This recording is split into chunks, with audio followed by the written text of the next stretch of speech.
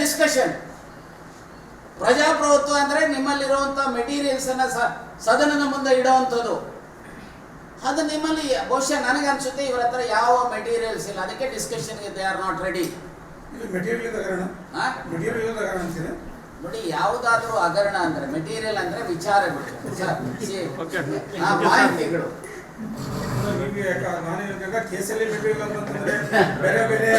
ನಾನು ಕೇಸಿನ ಬಗ್ಗೆ ಬ್ರದರ್, ನಾನು ಕೇಸಿನ ಬಗ್ಗೆ ಯಾಕೆಂದ್ರೆ ನಾನೊಬ್ಬ ವಕೀಲ. ಒಂದು ನಿಮಿಷ ಸರ್, ಕೋರ್ಟ್ ಮುಂದೆ ವಕೀಲರೇ ಅವರೇ ಹೇಳಿದ್ರು ವ್ಯಾಪಕ ಭ್ರಷ್ಟಾಚಾರ ನಡೆದಿದ್ರಲ್ಲಿ ಇಷ್ಟು ರಿಕವರಿ ಮಾಡ್ತಾ ಇದ್ದಾರೆ, ಇಷ್ಟು ಕರೆಕ್ಟೆಡ್ ಆಗಿದೆ ಅಂತ ಸಿದ್ದರಾಮಯ್ಯ.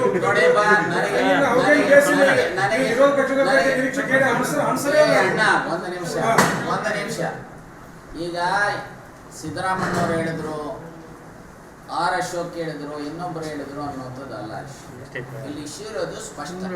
ಏನಪ್ಪಾ ಅಂತ ಹೇಳಿದ್ರೆ, ಈಗ ನೀವು ಇಶ್ಯೂ ಮೇಲೆ ಚರ್ಚೆ ಇಲ್ಲದೆ ಅವರನ್ನ ಕಿತ್ತಾಕಿ ಅಂತ ಹೇಳಿದ್ರು, ಏನಾದ್ರೂ ಅರ್ಥ ಇದೆ? ಈಗ ನಿಮ್ಮ ಮೇಲೆ ಏನೋ ಉದಾಹರಣೆಗೆ ಅಲಿಗೇಷನ್ ಬಂದಿದೆ, ಚರ್ಚೆ ಇದನ್ನೇ ಬೇಡ, ಇನ್ವೆಸ್ಟಿಗೇಷನ್ ಬೇಡ, ಅರೆಸ್ಟ್ ಮಾಡಿ ಅವ್ರು ಒಳಗಾಕಿ ಅಂತ ಹೇಳಿದ್ರೆ ಏನ್ ಹೇಳ್ಬೋದು? ಹಾಗಾಗಿ ಒಂದೇ ಸರ್, ಒಂದೇ ಅಣ್ಣ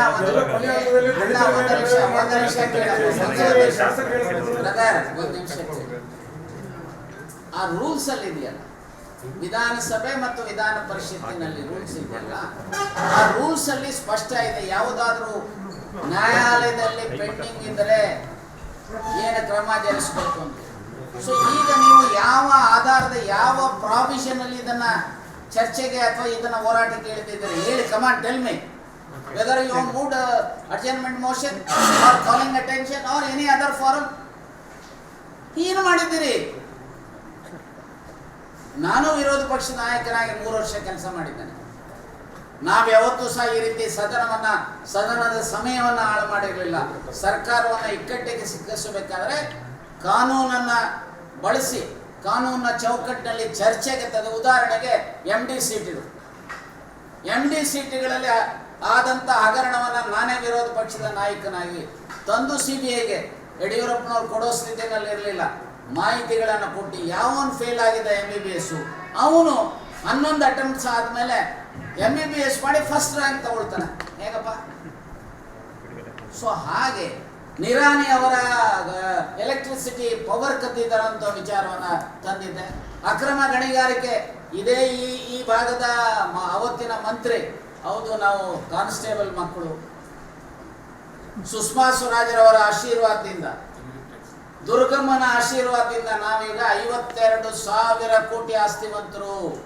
ಪಾಪ ದೇವರಾಜ ಅರಸು 8 ವರ್ಷ ಮುಖ್ಯಮಂತ್ರಿಗಳಾದ್ರು, 8 ಕೋಟಿನೂ ಆಸ್ತಿ ಇಲ್ಲ ಅವರು.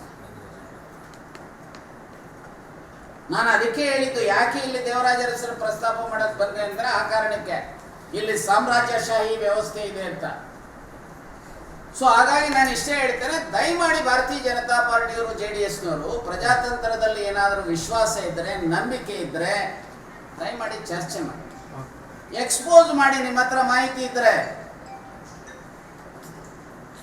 ಸೊ ಮಾಹಿತಿ ಇಟ್ಟುಕೊಂಡು ಎಕ್ಸ್ಪೋಸ್ ಮಾಡ್ದೇನೆ ಇಲ್ರಿ ಚರ್ಚೆನೇ ಇಲ್ರಿ ಮೊದಲು ಮಾಡ್ಬೇಕ್ರಿ, ಇದು ಎಲ್ಲೋ ಒಂದು ರೀತಿಯಲ್ಲಿ ಉದ್ದಟತನದ ಪರಮಾವಧಿ, ಸರ್ವಾಧಿಕಾರಿ ಪ್ರವೃತ್ತಿಯ ಪರಮಾವಧಿ.